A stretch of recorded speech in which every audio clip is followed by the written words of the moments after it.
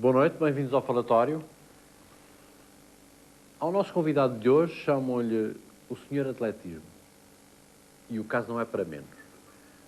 Ele orientou ao longo da sua carreira atletas como Manuel Faria, Manuel de Oliveira, Carlos Lopes, Fernando Mamed ou os irmãos Castro. Nomes que por si só já dizem alguma coisa no atletismo português.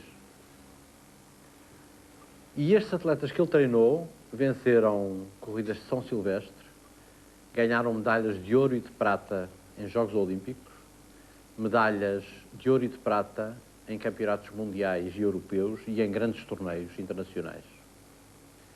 E entre esses resultados se contam recordes mundiais da maratona e dos 10 mil metros, por exemplo. Entre outras funções que desempenhou, estamos por enquanto a falar só do atletismo, Mário Muniz Pereira foi praticante, treinador, coordenador de departamento de atletismo e quase sempre no Sporting, clube do qual é agora vice-presidente. É, portanto, o senhor atletismo que temos hoje no falatório de desporto das terças-feiras. Professor Mário Muniz Pereira, o que é que lhe falta fazer depois disto tudo? Sabe, Já sei que está feita a pista de tartan no estado de Alvalade. Não, olha, falta-me fazer a piscina, por exemplo. Falta-me fazer a piscina, que é uma das coisas que eu acho que é essencial num clube como aquele. Mas isto do que é que falta fazer, sabe? Nós costuma-se dizer, agora a juventude, há uma palavra muito moderna, na minha opinião, que é motivação. Eu motivo-me a mim próprio todos os dias às 8 da manhã e não preciso que ninguém me motive. Talvez porque me considero que sei viver e acho que a vida é realmente muito bom. Apesar de haver, como toda a gente teve, também tive desgostos, não é? Mas acho que há sempre... É uma compensação. Olha, quantas flexões faz todas as manhãs? Como? Quantas flexões faz todas as manhãs? Pois faço uns exercíciozinhos, ainda faço uns saltinhos e pronto, para manter mais ou menos a minha condição física, não é? Professor Mário Muniz Pereira, o outro convidado de hoje é um colaborador habitual do falatório, é o jornalista António Matos, e ele vai colocar a próxima questão. Se quiser. Uma das suas decisões como dirigente do Sporting foi de fazer um referendo entre o handball e o basquetebol. Deu por assumido que o atletismo era uma modalidade para ficar e quando fez este referendo tinha alguma preferência entre o handball e o basquetebol? Bom, eu vou-lhe dizer que quando eu fui convidado para ser vice-presidente pelo Dr. Santana Lopes, Dr. Santana Lopes, ele é que me pôs o problema de que a segunda modalidade do clube seria o atletismo. Não fui eu. É que há pessoas ficou bastante satisfeito. Evidentemente que isso foi uma maneira de eu aceitar imediatamente, não é? mas foi, quer dizer, não fui eu que impus nada disso. E depois resolveu-se que realmente não era possível termos tantas modalidades, chamemos de profissionais, porque eu gosto de chamar as coisas pelos nomes, porque era impossível de gastar-se 400 mil contos ano com essas modalidades. E era preferível, portanto, em vez de termos 5, em que uma foi para a segunda divisão, ficou em 10º, outra ficou em 6º, outra ficou em 5º, e só uma é que ganhou. Era preferível termos apenas 2, realmente com a qualidade de ser de alto rendimento, o que está a acontecer com o handball. O que está a acontecer com o handball e com o atletismo. Do que termos 5 em que nenhuma delas tinha categoria internacional. Sempre foi pragmático, apesar do seu lado romântico relacionado com o atletismo, sempre foi muito pragmático e agora sublinhou isso quando disse, eu gosto de chamar as coisas pelos nomes, por isso lhes chamo modalidades profissionais, sempre assumiu que os atletas têm de ganhar, se têm resultados e se proporcionam um espetáculo, têm de ganhar dinheiro com isso. Com certeza. Acha que é assim, isso tem contribuído para a evolução, nomeadamente do atletismo, essa motivação dos atletas também para ganharem dinheiro, ou às vezes quando os atletas têm calendários onde uns prémios de estrada que lhes dão uns prémios simpáticos, monetários, e deixam de treinar adequadamente para irem a esses prémios Isso não é o lado, o reverso da medalha, um bocado...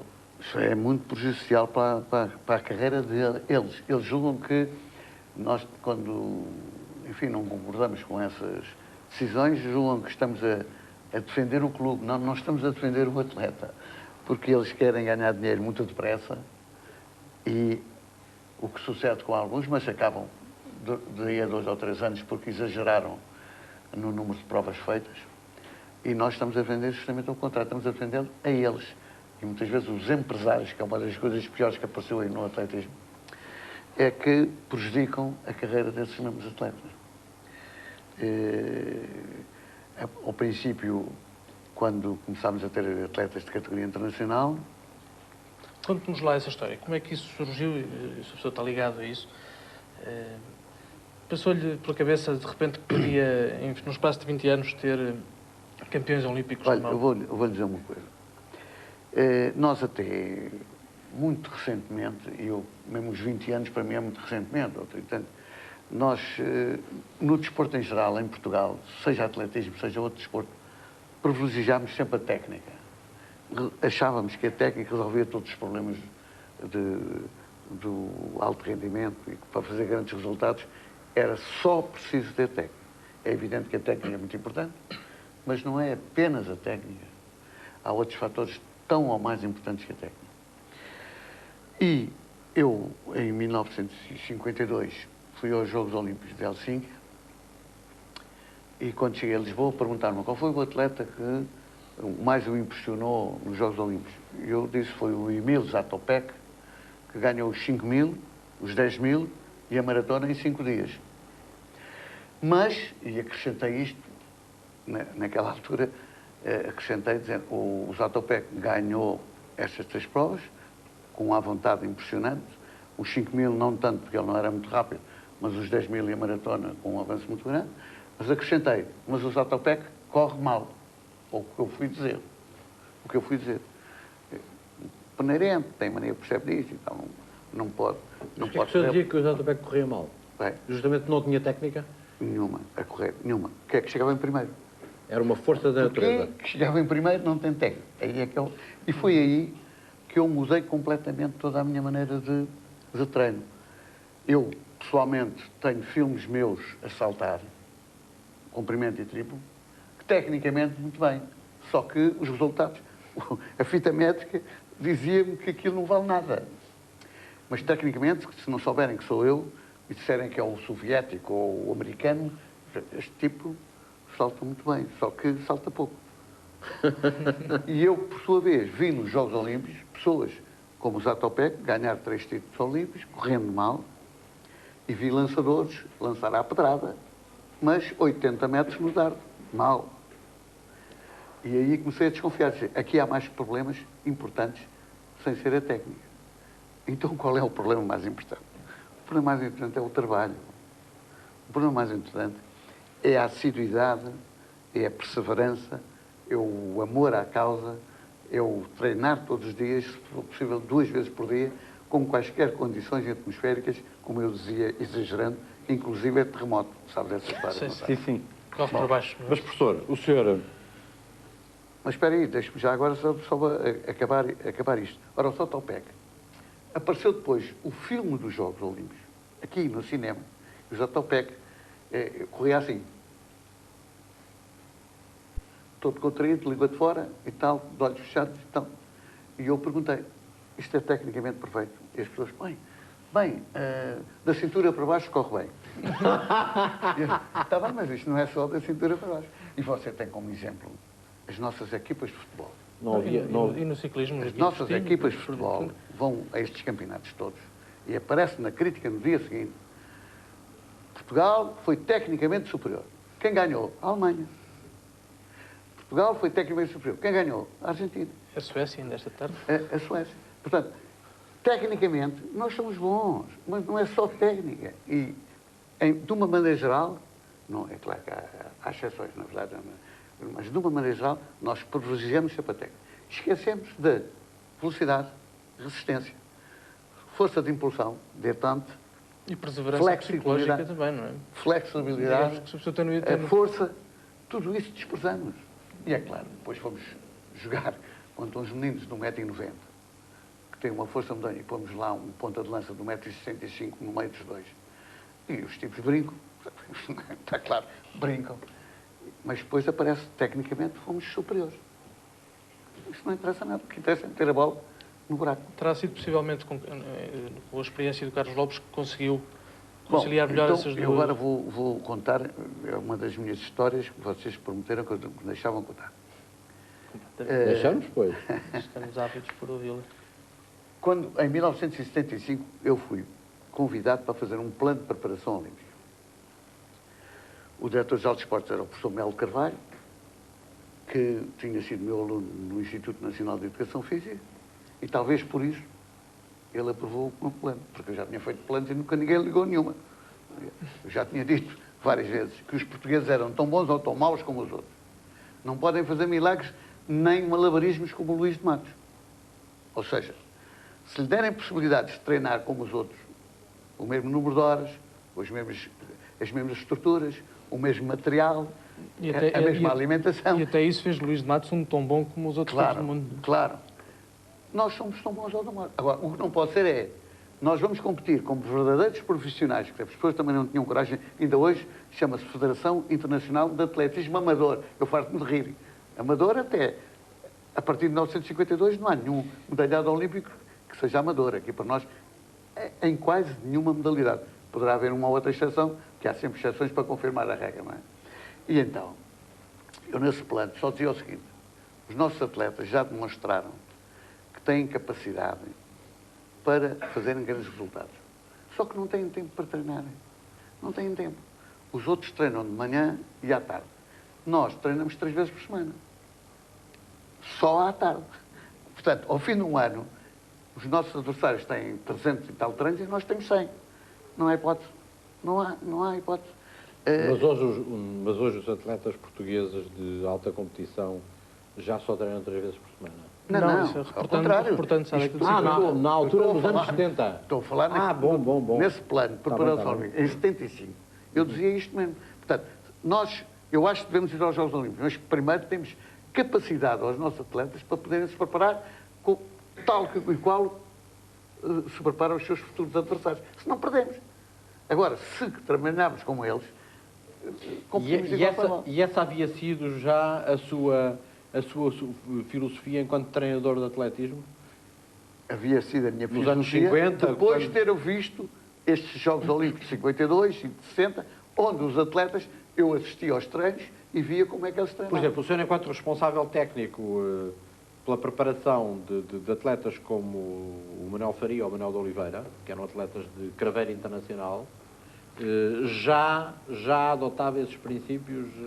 Não podia adotar, porque eles tinham um emprego, entravam às 9, saíam ao meio-dia, tinha 2 horas para almoçar, entravam às 2 e saíam às 6. E só às 6h30 é que chegavam ao estado de Alvalade para treinar. E estava-se muito longe do conceito do atleta de alta competição. Não, mas eu já tinha a certeza que isto era assim, só que eu não podia fazê-los porque eles não tinham tempo.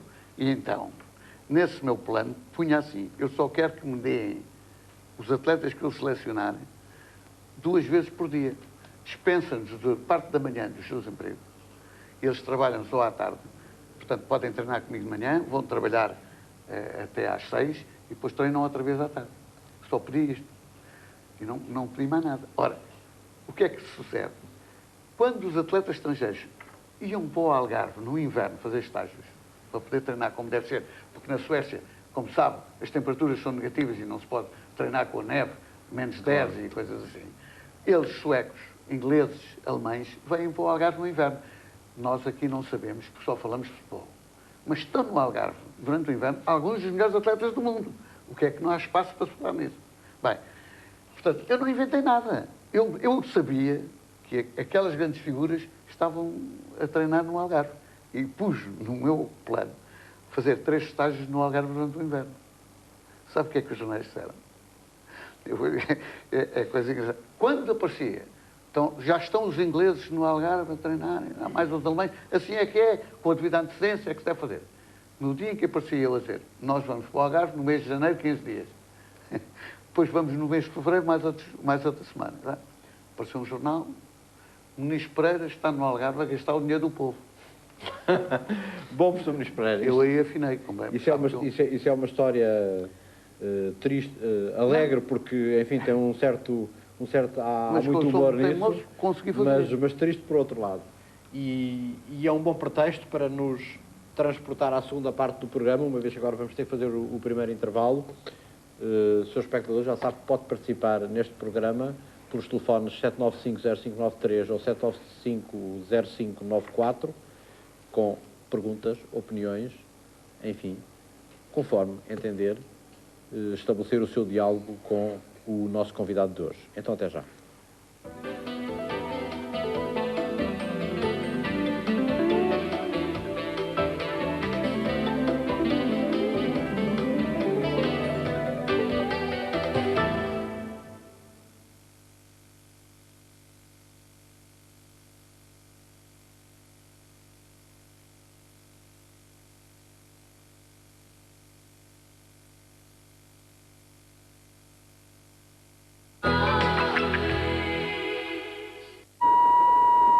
Quarta-feira à noite, apanhe o comboio e deixe-se levar até um universo bizarro desenhado por um homem, Federico Fellini.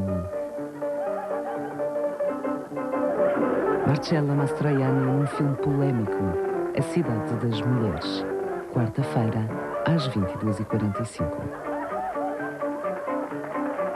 5 noites, 5 filmes.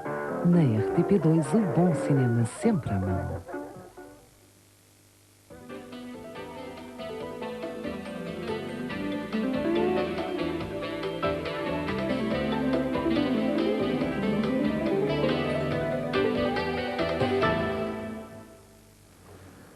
E cá estamos de volta ao falatório, segunda parte. E qual foi a sequência dessa história do gastar o dinheiro do povo? A sequência dessa história é que eu fui ao jornalista e disse assim, essa coisa, o Carlos Lopes é barão de Viseu, o Fernando Mamed é conde de Beja ou o Anacleto Pinto é arquiduque de Vilmoinhos. E tipo, ficou assim a olhar para mim, se eles são, se não são povo, explique-me lá o que é o povo que eu não sei. Claro que me batucou, não foi bem assim, não é? Mas que apareceu em letras gordas isto que eu lhe estou a dizer na página central. E outros diziam, bem, está-se a gastar um dinheiro, o professor Muniz Pereira, enfim, nós temos muita consideração, mas já sabe perfeitamente que não vai alcançar medalha nenhuma e quando chegar cá, ninguém está tramado com as pessoas, etc. E a seguir a isso vieram... E a seguir aí ganhámos a medalha. E a seguir a isso vieram as medalhas de prata é evidente. de Montreal em 76, e não a medalha de ouro... E não só, em 76, depois disto, houve medalha de prata nos 10 mil metros do Carlos Lopes, houve quinto lugar do Zé Carvalho, que é um dos atletas de categoria também que treinou comigo, que hoje é o treinador do Benfica de atletismo. Zé Carvalho, em 400 metros de barreiras, na final ficou em quinto nos 400 metros de barreiras, prova altamente técnica, porque dizia, as outras não são técnicas, isso de correr não interessa. 400 barreiras, altamente, ficou em quinto na final, bateu o recorde 2 vezes. Recorde esse que ficou anos e anos. O Aniceto Simões foi oitavo na final dos 5 mil metros e bateu o recorde do Lopes dos 5 mil metros. Há uma certa tendência para desdenhar esses resultados atualmente? Sempre, sempre. Quando as pessoas dizem que ficou em 7º nos Jogos Olímpicos, as pessoas então não ganharam medalha e tal. É sempre não faz ideia nenhuma o que é os Jogos Olímpicos. Tu tem muito jeito para desmistificar isso? Bem, eu acho que o atletismo português fez verdadeiros milagres até hoje. Porque, eu estou a falar daqueles atletas, você há bocadinho disse-me que o Manel Faria, eu quero dizer desde já que realmente o Manel Faria, quando era júnior, treinou comigo, mas atingiu aquela categoria quando começou a treinar com o meu colega Luís Aguiar, que infelizmente já faleceu, mas foi ele que o tornou o vencedor da São Silvestre por duas vezes, e mais um segundo lugar de outra vez, e mais um quarto lugar de outra vez. Portanto, esse mérito pertence ao Luís Aguiar. Eu não gosto de vestir com coisas que não... Mas, o que é que acontecia? É evidente que não podíamos, em desigualdade de circunstâncias, não podíamos. Eu sempre acreditei que os portugueses não são piores nem melhores que os outros. Agora, deem-nos a oportunidade de provar. E, felizmente, ao fim de um ano só de preparação, nós conseguimos fazer estes resultados. Ninguém foi eliminado à primeira. O próprio Álvaro de Jesus e o Fernando Mamed passaram a eliminatória, foram às meias finais de 1500 metros.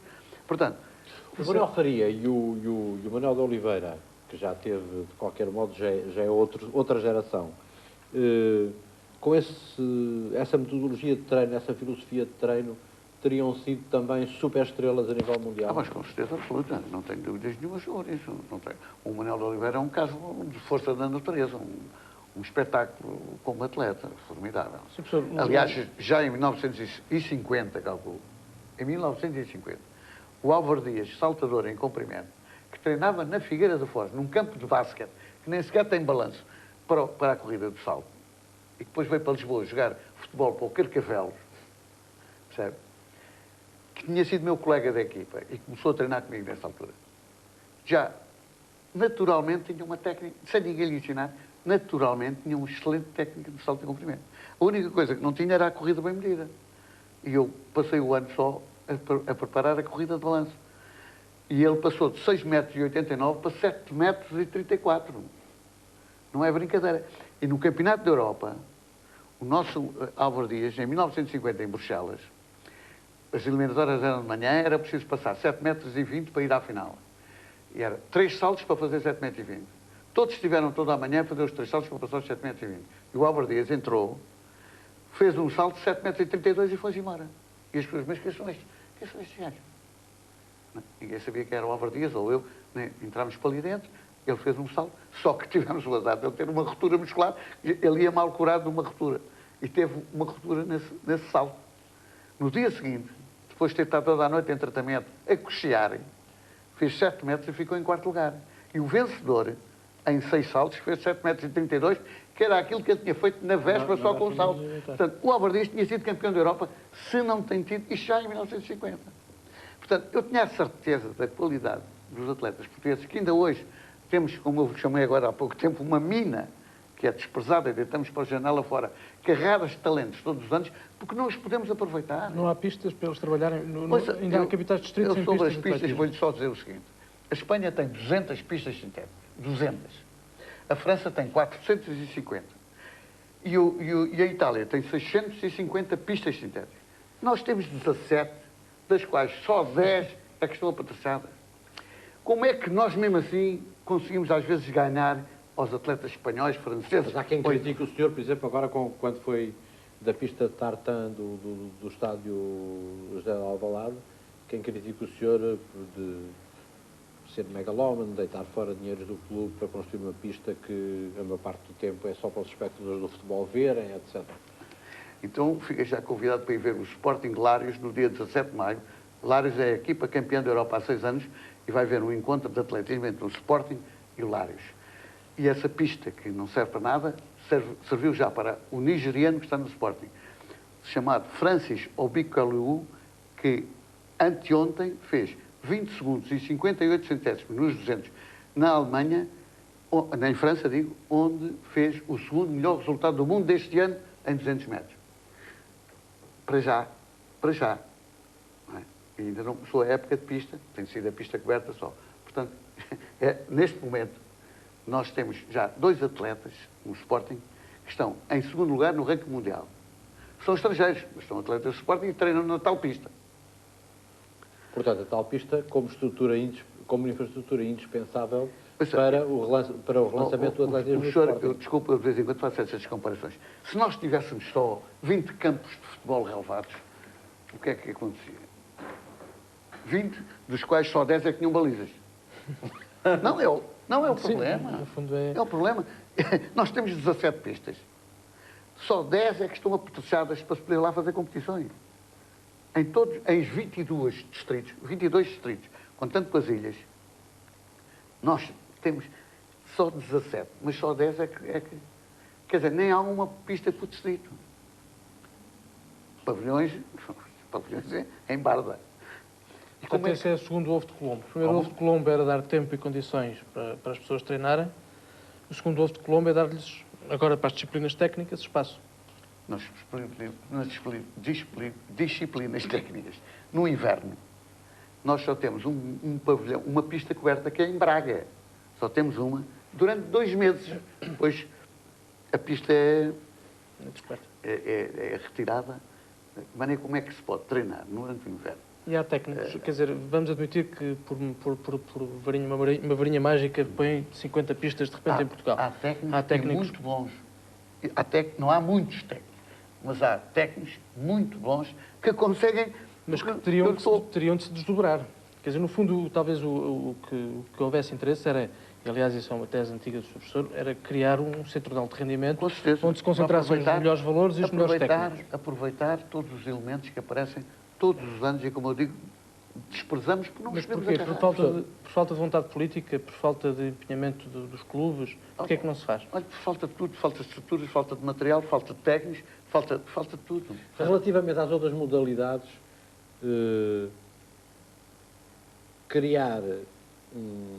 elaborar um plano de desenvolvimento do atletismo e criar infraestruturas em número mínimo que fossem estruturantes desse plano, que fossem indispensáveis para que o número de atletas pudesse ser suficiente para gerar atletas de alta qualidade, é necessário muito dinheiro ou, relativamente ao que se aplica nos desportos, não é um investimento tão grande assim? Não é um investimento tão grande assim. Aqui há uns anos a Federação Portuguesa de Atletismo teve uma iniciativa muito boa que se chamou DN Jovem. Agora é o Olímpico Jovem. Aparecem rapazes e raparigas da província, com condições extraordinárias para o atletismo. Só que depois voltam para a terra e não têm lá pista, não têm técnico, ou não têm dardos, não têm discos, não têm salto, colchões para saltar. Não podem evoluir. Portanto, se tivéssemos um tal centro em que se reunissem as pessoas a estudar, como há em Barcelona, como há em Espanha mais que um, como há em França mais que um, aproveitávamos esses valores. As pessoas estavam num centro de rendimento, estudavam e treinavam, com os melhores técnicos, etc. No entanto, dir-se-á que há algumas infraestruturas capazes de auxiliar o aparecimento de atletas de categoria internacional. De Alvalade. Há em Alvalade. Mas, por exemplo, há atletas, eu sei que não são para um certo número de disciplinas, mas há, por exemplo, atletas que surgem em Braga, que surgem no Porto. Há verdadeiras dedicações e, como eu disse, excelentes técnicos. Não são muitos, mas são excelentes técnicos. Qual é a razão do milagre do aparecimento destes atletas de altíssima qualidade internacional, como foram o Lopes, o Mamed... Não só o grande amor... Como foram a Rosa Mota, como foi a Rosa Mota, como é a Rosa Mota, que foi campeão do mundo, campeão olímpico, campeão da Europa 3 vezes. Como é a Aurora Cunha, como, enfim, a Carla... E não foi nada comigo, quer dizer, não estou a... Aliás, é uma coisa engraçada, o senhor treinou mulheres? Treinei, mas não treinei nenhuma de categoria internacional. Mas qual é o milagre que fez aparecer na ribalta internacional? O milagre era a continuação daquela minha história há bocado, em que eu convenci os atletas do Sporting que realmente era preciso trabalhar muito mais. Trabalhar muito mais. E não faltar ao treino para ir ao cinema. Ou porque estava a chover. Ou porque fazia anos. Por isso é que eu sou muito velho, que eu faço anos uma quantidade de vezes por ano. Quando eles dizem assim, amanhã não vou que faço anos, eu faço hoje, digo logo. Eu faço hoje e estou aqui. Não é? Muitas vezes de galochas calçadas e de... É vida.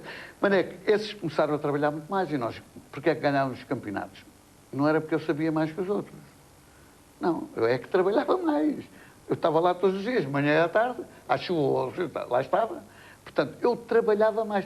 Isto é uma questão, não é só técnico, como eu disse, não é? Um exemplo que eu costumo dar também, um campeonato de Taça de Clubes Campeões Europeus de Handball, que veio aqui a equipa campeã da Jugoslávia, jogar com o Belenenses, que era campeão nacional e que tinha uma equipa que era muito superior às outras. Havia uma escola no Belenenses que foi sempre a melhor secção do clube, ao contrário que os e o Belenenses, quando chegaram os jugoslavos, perguntaram como é que vocês treinam? E eles diziam, nós treinamos 6 vezes por semana, 6 horas por dia. E depois perguntaram ao treinador do Belenenses, e vocês como é que treinam? 2 vezes por semana, 1h30. Quer dizer, o Belenenses, num ano, treinava menos do que os jugoslavos durante um mês. É claro que quando foram jogar, quem é que ganhou? ganhava os jugoslavos. E eu punha sempre este problema. Ponham ao contrário, ponham o Belenenses a treinar 6 vezes por semana, 6 horas por dia, e proíbam os jugoslavos de treinar mais, que 2 vezes por semana, hora e meia. Ao fim do ano, quem ganha? E as pessoas continuam a dizer, ganham os jugoslavos. Eu digo, não ganham o Belenenses. Ganham o Belenenses, Estamos no handball, foi provavelmente por isso que o ABC se tornou um clube de categoria europeia a nível do handball. Nós somos uns habilidosos. Ouça, os portugueses são uns habilidosos. Agora, têm de treinar fisicamente. Oh, professor, mas, habilidade temos nós.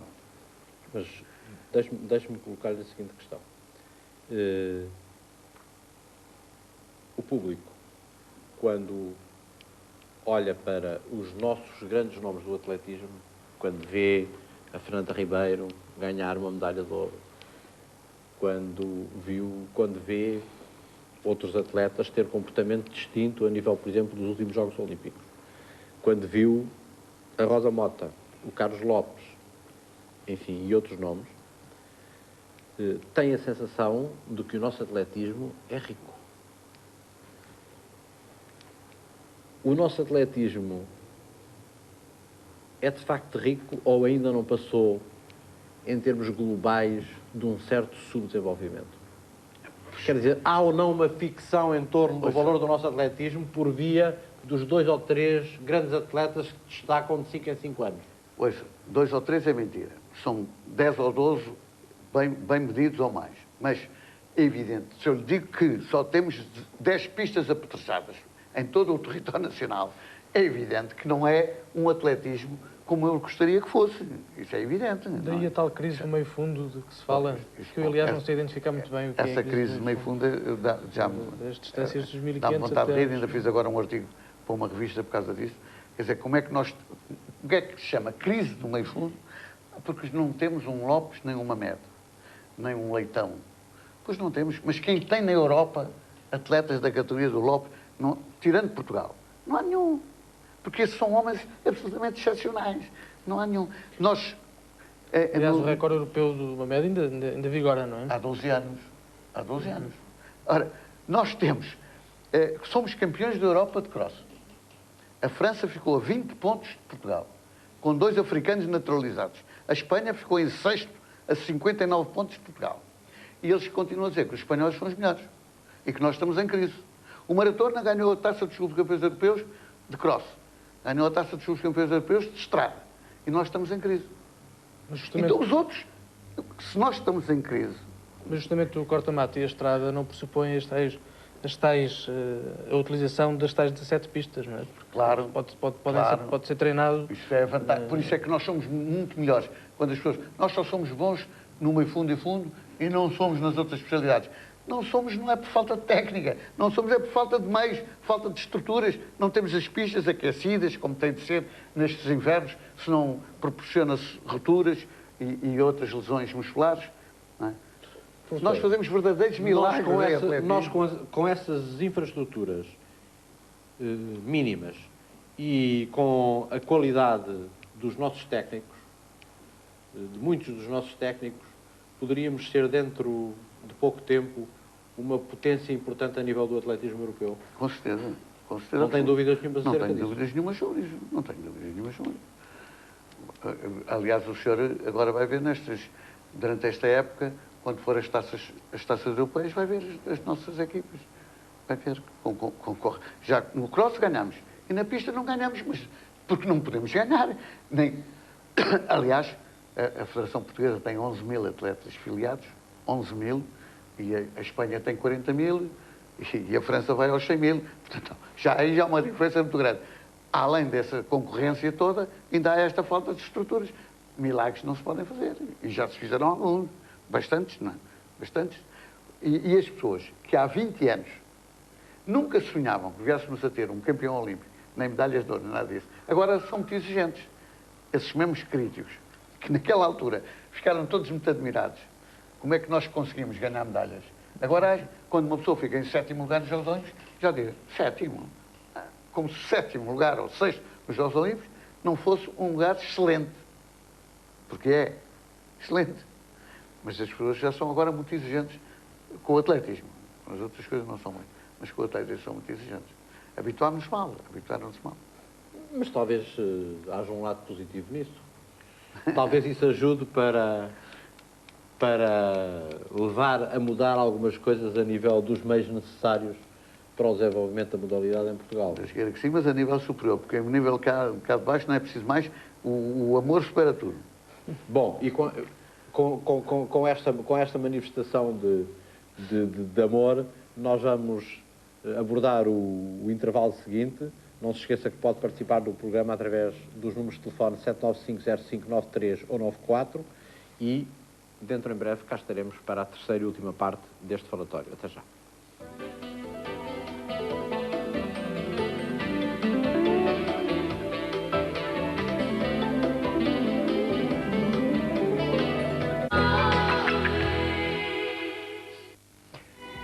O lobo tem um osso encravado na garganta e pede à cegonha, a cegonha tem um grande bico, que lhe o tire. E a cegonha tirou. Fez bem, fez mal? É claro que isto é uma história política contada pelo Rafael Bordal Pinheiro. Quem quiser saber o resultado, assista ao próximo programa dos Horizontes da Memória. Domingo, na RTP2.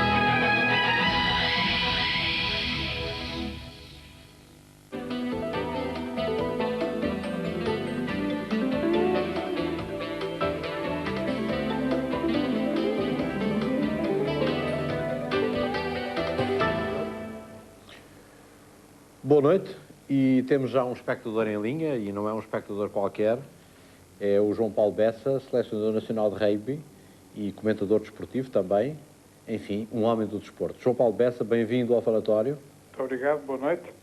Boa noite, professor. Boa noite. Um grande abraço aqui de casa. Muito obrigado.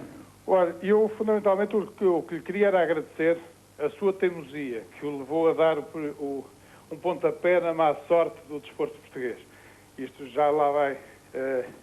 com as vitórias de Lopes já lá dão 20 anos, e queria fundamentalmente dizer publicamente isto, que é o que nós todos devemos a si, que foi possível o primeiro salto qualitativo do desporto português. Obrigado. E todos nós que estamos a tentar novos saltos, continuamos a precisar, e muito da continuidade da sua teimosia, e era fundamentalmente isto que eu lhe queria dizer, dando-lhe um grande abraço e um até sempre. Muito obrigado. Não, muito obrigado eu, mas quero dizer que, aliás, o rugby é muito parecido com o atletismo. Porque quantos campos de rugby existem em Portugal? Muito poucos, como sabe, muito poucos. E o rugby não pode evoluir mais do que tem evoluído, e já evoluiu bastante, porque também temos técnicos como o Paulo Bessa, e que consegue, também verdadeiros milagres com as possibilidades que dão. É evidente. Como no handball, agora também já estamos apurados para ir ao Japão, à fase final, nunca estivemos. Não é? Agora, não podemos fazer mais do que fazemos, é impossível fazer. Treinar o rugby como se treinou no Alcatrão do Estado Universitário, que eu vi. Seleção Nacional treinar no Alcatrão do Estado. Rugby. Na Alameda Universitária? Não. Sistematicamente? Como é que se pode? Não se pode. O hockey em campo, em vez de se jogar nas superfícies sintéticas, jogar num campo como agora já é relevado, mas antes era o campo de futebol Benfica, com poças de água, a bola para na água e as pessoas passam à frente da bola. A bola para e os jogadores... Como é que se pode? Depois vamos jogar contra equipas como a Alemanha, a Holanda e a Inglaterra, hóquei em campo. Não podemos ganhar, é possível. Agora, não é porque é por falta de estruturas, é por falta de técnicos em diversos pontos do país, não pode ser só em Lisboa ou no Porto, não é? E as pessoas continuam a não acreditarem que o português é tão bom como tão bom ou tão mau como qualquer outro. O que é preciso é darem condições. E aí foi realmente uma teimosia da minha parte, mas felizmente consegui ganhar a batalha. Porque se eu, em 1976, não tenho conseguido ganhar a tal medalha e que os atletas não fossem às finais como foram, cortavam-me o pescoço e nunca mais eu tinha voz ativa aqui. Dizia assim, bom, já teve uma oportunidade, este tipo falhou completamente, mas felizmente eu consegui ultrapassar isso. E continuo a acreditar piamente, e os exemplos são muitos, porque nós tivemos já atletas de grande nível. Só que nós apreciamos sempre o estrangeiro. Até aceitamos treinadores com intérpretes, como se isto fosse possível. Alguém treinar com intérprete? É impossível treinar com intérprete. Professor, temos mais um espectador em linha. Boa noite, João Lima. João Lima é de Lisboa, é advogado e estamos à espera da sua pergunta. Seja bem-vindo. Muito boa noite. Já é a segunda vez que participo no programa. Dou-lhe os meus parabéns pelo seu programa. Queria perguntar ao professor Ministro Pereira o seguinte. Tenho estado a ouvir com atenção. Ele tem falado, portanto, dos meios logísticos que nós estamos carenciados. Queria lhe perguntar, os atletas etíopes, africanos em geral, que conseguem grandes resultados, nomeadamente em cross, e que não é só um nem dois, são vários atletas que aparecem muitas vezes desconhecidos, que aparecem assim de um ano para o outro praticamente, como é que é possível aparecerem em catadupa, assim, em série, atletas daquele nível, quando os países deles é conhecido que têm carências de toda a ordem, grandes dificuldades de toda a ordem, e como é que é possível surgirem assim atletas que parecem que, pronto, não vou com certeza pensar que é o mesmo sistema dos atletas, por exemplo, dos países do Oeste antigamente, que apareciam de um ano para o outro, que eram com doping, com certeza que não é. Mas como é que é possível? Realmente é espantoso. Acho que toda a gente só fica impressionada em cada Jogos Olímpicos e em cada Mundial de Cross aparecerem atletas daquele nível. Muito obrigado, boa noite. Nada. Os quenianos, se fizermos um encontro Portugal-Quénia em atletismo, Portugal ganha. Os quenianos têm as mesmas, mais dificuldades ainda do que nós e só são superiores a todo o mundo nas tais corridas de meio fundo e fundo. Mas porquê? Não tem nenhum lançador de categoria, saltador tem um ou outro, mas nada também de especial, por falta de estruturas também. Porque não têm lá nada, senão o dom que nasceu com eles, porque nasceram na altitude, viveram, estudaram, trabalharam na altitude. E aí sim, então é vantajoso. Não é ir lá e voltar, andando para a altitude e vem para o nível de mar, volta para a altitude. Isso tem uma importância muito relativa. A grande vantagem deles é terem os pais, os avós, toda uma série portanto, de anos em que as pessoas vão sempre vivendo naquela altitude, mais de 2.000 metros, que lhes proporcionam, para as corridas de meio fundo em fundo, umas condições que os outros não têm. Nem podem vir a ter, porque não basta ir lá de vez em quando, isso pode melhorar momentaneamente, mas passa. Tem a ver com o hábito, uma menor necessidade de oxigênio no sangue, não é? Tem, pois evidentemente, quer dizer, o maior número de glóbulos vermelhos que eles têm no sangue é motivado pela sua vida lá. Uhum. E isso é uma recuperação muito mais rápida. Quer dizer, dá-lhes uma vantagem. Depois há as qualidades naturais, as condições climáticas. É evidente que eles só apareceram a partir, portanto, de 1980, é que começaram a aparecer os quenianos, porque até lá o atletismo era uma coisa que não tinha expressão. Sem estabelecer nenhuma relação, aliás, porque o nosso telespectador não associou, e eu também não quero associar, mas só para falarmos de doping, que ainda não falámos nesta conversa, Portugal tem isso de muito bom de não registrar no atletismo nenhum caso de doping. Acha que o combate que se está a fazer agora, nomeadamente com a possível introdução das análises de sangue e com a criação do bilhete de identidade dos atletas de alta competição, que têm de submeter a 3 testes por ano... Atenua, mas há sempre pessoas desonestas, não é? Há pessoas... Atenua, mas haverá sempre... Os aldrabões, os desonestos. Então. Há sempre, eu fiz um trabalho aqui há uns anos, fui buscar todos os casos que eu conheço de doping e havia países especialistas, não é? Toda a gente sabe quem são e comigo próprio aconteceram coisas que eu não tenho dúvidas nenhumas que os atletas estavam dopados. Eu até vou contar uma história que vem muito a propósito e que é extraordinária. Professor, eu não gostaria de interromper o fio do seu discurso, mas temos um espectador em linha então, faz favor. Mas era para responder aqui segundos. Sobre o doping. Vamos voltar à sua história, mas enfim, só para não perdermos a chamada. Pedro Viegas, boa noite. Muito boa noite. Faz favor. Parabéns Pedro ao Viegas programa. é de Cascais, é professor. Parabéns ao programa, aos entrevistadores. Um grande abraço ao professor Muniz Pereira, que foi seu aluno no INEF em 1970, 71. Depois acabei por derivar para outro curso e sou neste momento docente na Faculdade de Letras. Mas queria muito brevemente primeiro dizer que o professor, ao longo do tempo, independentemente de não concordar consigo, continua a ser um exemplo para a minha vida e para toda a minha família. Pela sua perseverança, pela sua qualidade de trabalho e pelo seu amor às coisas que faz. Um bem-aja por ser um exemplo para todos nós.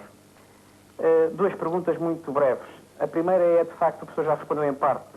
A que se deve a nossa contínua carência nas chamadas disciplinas técnicas? Salvo alguns exemplos de honra, o caso do Zé Carvalho e outro, mas por que razão, de facto, continuamos com dificuldades na elevação do nosso nível nas disciplinas técnicas? Mas o professor já deu alguma resposta a isto. A segunda é se o professor poderia falar um bocadinho sobre o negócio das maratonas, ou seja, por que razão é que os nossos atletas, pelo menos para um observador de algum modo atento e apaixonado, mas afastado um pouco da realidade concreta da vida desses atletas, porque é que os nossos grandes atletas atualmente têm uma carreira de alguma maneira nos 5 e 10 mil metros que mostra indicações que podem vir a ser grandes atletas e de repente dão logo o salto para a maratona. Será que isto é devido, de facto, a questões monetárias ou porque são mal aconselhados tecnicamente?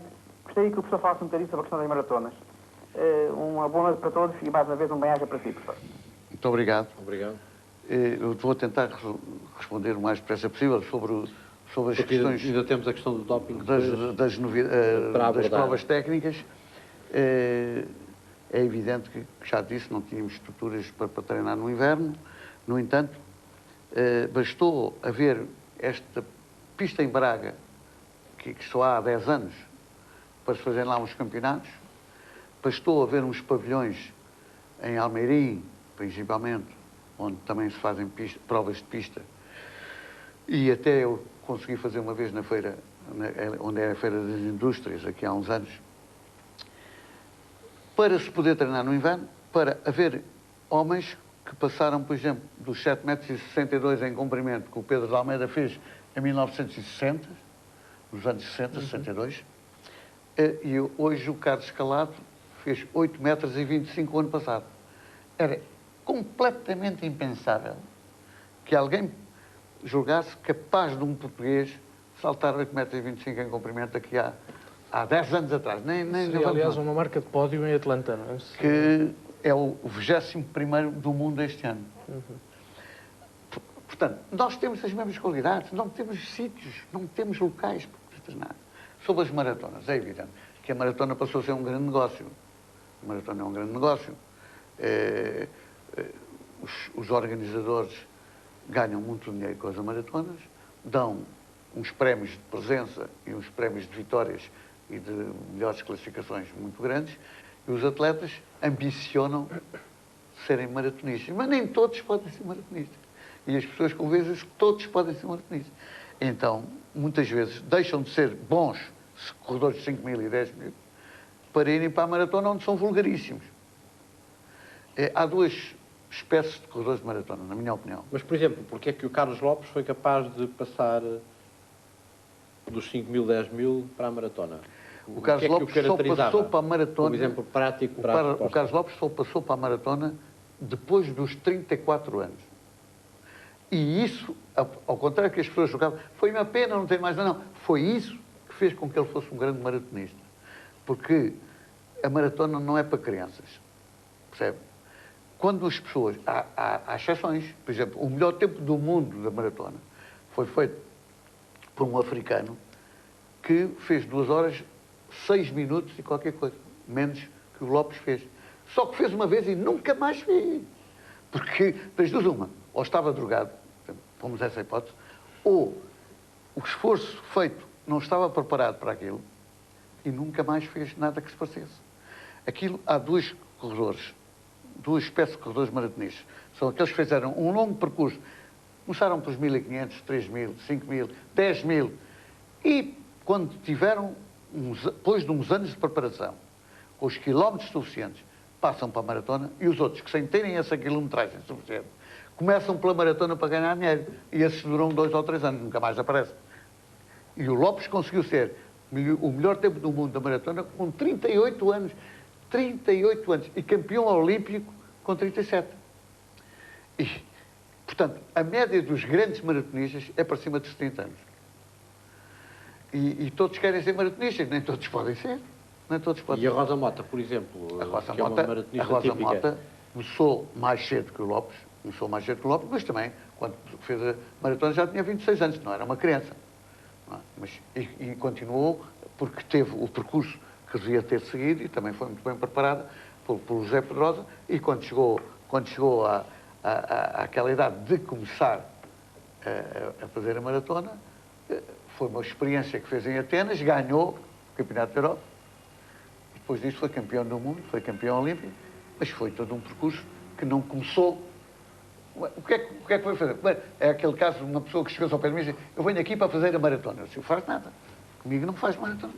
Tem de primeiro preparar, porque aquilo não é lançamento de peso, não é salto em altura, não é? Portanto, a maratona, com os empresários que há, com os tais personagens e com os dinheiros, é evidente que é uma tentação, eu compreendo, mas há uma quantidade de gente que perdeu.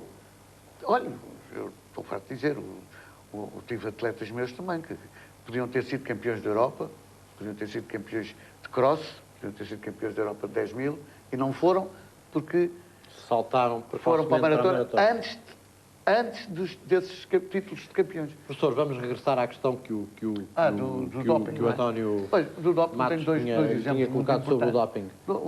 Dois exemplos muito importantes. Um chega a ser cómico e o outro foi em Montreal, quando o Lopes ficou em segundo lugar, ganhou o finlandês Viren, não é?